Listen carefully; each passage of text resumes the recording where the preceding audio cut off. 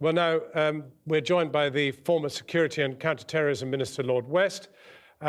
Lord West, let's face it, we have been in a Muslim battlefield for 12 years.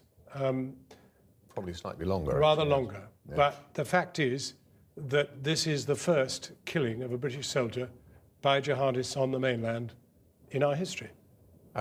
Yes, that's true. We've had an attempt. We had attempts. We had the attempt in Birmingham. In Birmingham, that yeah. case in Birmingham. We know that that's something that they, on a number of sites, they've talked about doing and said they might try and do something. But when one comes to the security services, this is the worst nightmare. That in some way, indigenous, and these two boys appear to be indigenous. They speak with South London accents because we've heard them on film.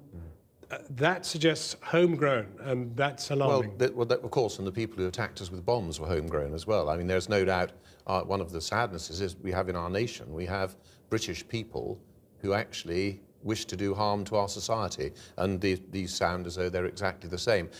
We had a concern after the Mumbai attacks that the sort of attacks that might start happening would be people with guns or weapons on the streets. Very difficult to actually guard against that, rather than people with bombs and large-scale attacks. And this is terribly difficult to guard against. But our servicemen have been at threat before, and if you remember, but it should be reasonably easy to determine whether this is a small, tiny local group of really disaffected and unhappy men, or whether we're talking about something which has a national implication. Yes, I mean, with the meeting at Cobra, which after all, it's an exciting name, but it's only the Cabinet Office briefing room A.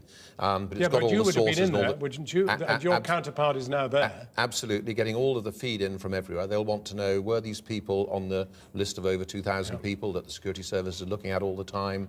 You know, what are their connections? Who are they involved with? Are they just two people who decided to go and do this? And of course, self-starters, people who just do things with two or one, are very difficult for us to monitor. But I think the other sorts of things they'll be thinking about is, do we need to raise our threat level if it's broader? I think probably not, actually. But we forget sometimes, you know, our threat level is substantial.